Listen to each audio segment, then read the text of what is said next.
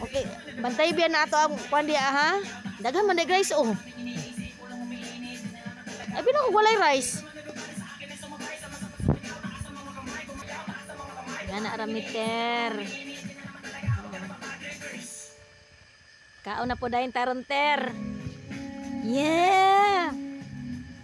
Yeah, agad dalag this great pack. Lami po. Kanang pikas. Na, okay kayo. Oh, okay kayo na ro. Transform dayon ning amo ang kuan ani ron. Lutoanan to lamisa, tukananan. Manda lang mo nya ter. Ani rami sa kilid ni Roji, mandar rami, no, monitor. Just monitoring Tanaol. Kayo po na nakaupo. Yeah. Your hands in the air, put your hands in the air. Tumayo. Pure buya. At baka matanaw at baka Purya tabi. tunay na kalagayan. Mabuyagan. Pure buya. Tao po, nandun po ba kayo?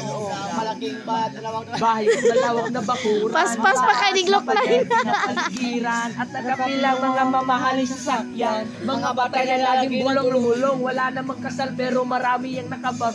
Lumakas man ang ulan ay walang butas ang bubong. Mga platform na hindi kilala ang totoo nga nagkanin. May siputi nagatos sa kahon. At kahit na hindi Pasko sa lamesa ay maya. Ang sarap sigurong manirahan sa bahay na ganyan. Sabi pa nila ay dito mo rin matatapuan ng tao na nagmamayari ng isa upuan na pagkakatao'y pinag-aagawan. Kaya naman hindi niya pinakakawa. Kung makikita ko lamang siya ay aking sisigawan. Dancer.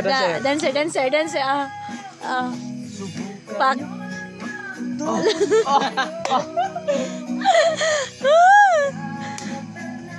At baka matanaw ninyo. Rapper. Kayo pala.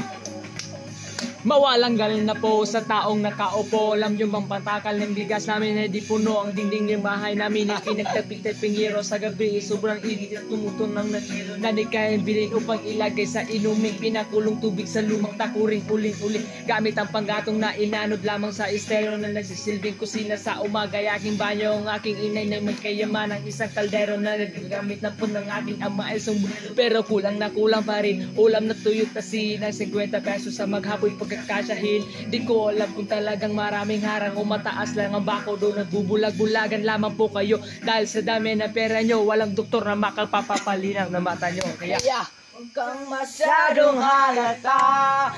Bato sa langit. Ang mata ay huwag masyadong.